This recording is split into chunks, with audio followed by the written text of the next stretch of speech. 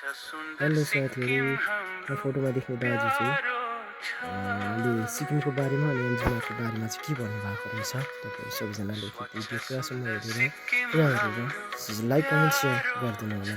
यहाँ दाजु मैले यहाँनिर सेल्फी पनि हालेको छु। उहाँलाई चाहिँ मैले स्ट्यान्डबाट चाहिँ वेस्ट पोइन्ट साथै एमजिमार्क लगेर चाहिँ उहाँलाई चाहिँ चिल्ड्रेन पार्कमा लगेर चाहिँ उहाँलाई चाहिँ बोजूको हातीसँग पठाउने काम गरेको थिएँ।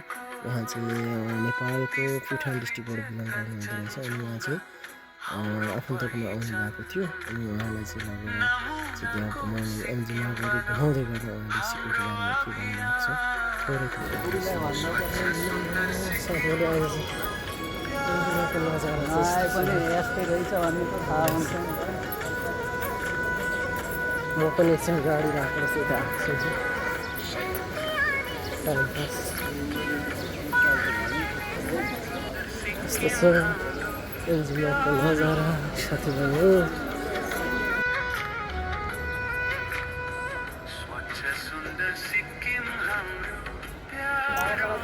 साथीहरू आज चाहिँ एमजिमार्क घुमाइलो हुँदैछ हाम्रो यहाँ तिलक पाण्डे दाजुसँग। अनि दाजुलाई एमजिमार्क कस्तो लाग्यो? सिक्किम राम्रो लाग्यो नि। पहिले चाहिँ आएको थिएन, तर अब म नेपाल गयो भने यस्तो ठाउँ रहेछ, घुम्नु जानुपर्ने ठाउँ रहेछ भनेर सबैलाई यहाँको बारेमा प्रचार गर्छु नि। साह्रै खुसी लाग्यो। तपाईँलाई कस्तो रमाइलो लाग्यो? रमाइलो लाग्यो नि। ल यहाँ हाम्रो तिलक पाण्डे दाजु हुनुहुन्छ। हजुर ल है साथीहरू एमजिमार्कको आज हाल खबर चाहिँ यस्तो। गान्तोकमा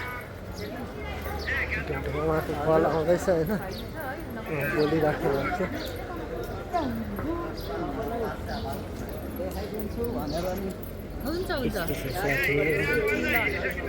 अझ बोलेको हुनुहुन्छ, उहाँको फोन आएको छ नि, भिडियो कलमा देखाएकै हुनुहुन्छ।